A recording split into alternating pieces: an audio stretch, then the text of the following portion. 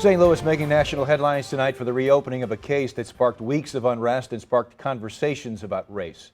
Thank you for joining us. I'm Steve Savard. I'm Samantha Jones, but it's also dredging up bad feelings. Tonight, the St. Louis County Prosecutor says he won't bring charges against Darren Wilson for the killing of Michael Brown.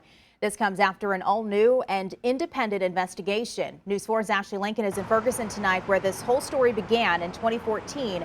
Ashley, some are protesting this decision. That's right, Samantha. A couple of hours after that decision, some activists and community members came out here to hold a vigil and protest. You can see a couple dozen are still out here behind me at this Ferguson Market and Liquor Store. This is one of the last locations Mike Brown was seen before he was killed over on Canfield Drive. At that location, they did hold a vigil and placed a small memorial. Out here in front of the liquor store, however, you do see a couple of people. They've been out here just chanting and congregating. They haven't done anything violent. We have noticed Ferguson police officers in the area. My cameraman Brian, if he pans over to the left, you can see two cars back there in that back parking lot. It seems like they've just been out here monitoring.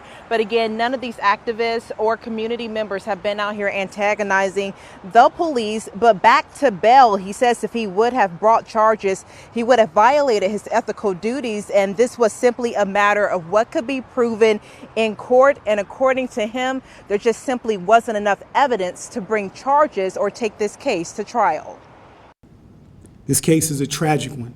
What made Michael Brown Jr. a threat? It's not the announcement those wanting Michael Brown's case to be reopened wanted to hear. Well, I'm disappointed in the results. Could we prove beyond a reasonable doubt that when Darren Wilson shot Michael Brown, he committed murder or manslaughter under Missouri law? St. Louis County Prosecutor Wesley Bell says he won't charge former Ferguson Officer Darren Wilson. After an independent and in-depth review of the evidence, we cannot prove that he did.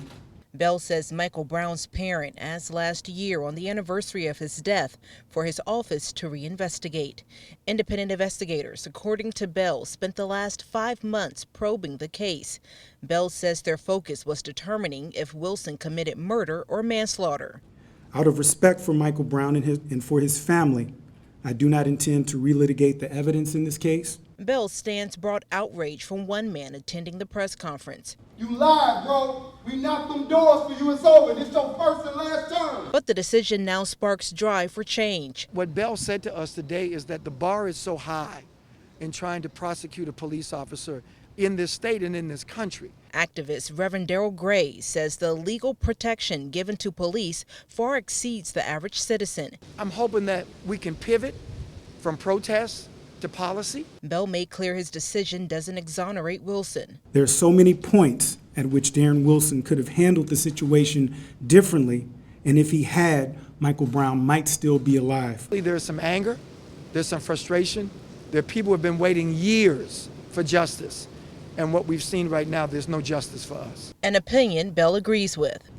And I stand before you with a heavy heart, but more resolved to bring positive and meaningful change to this region.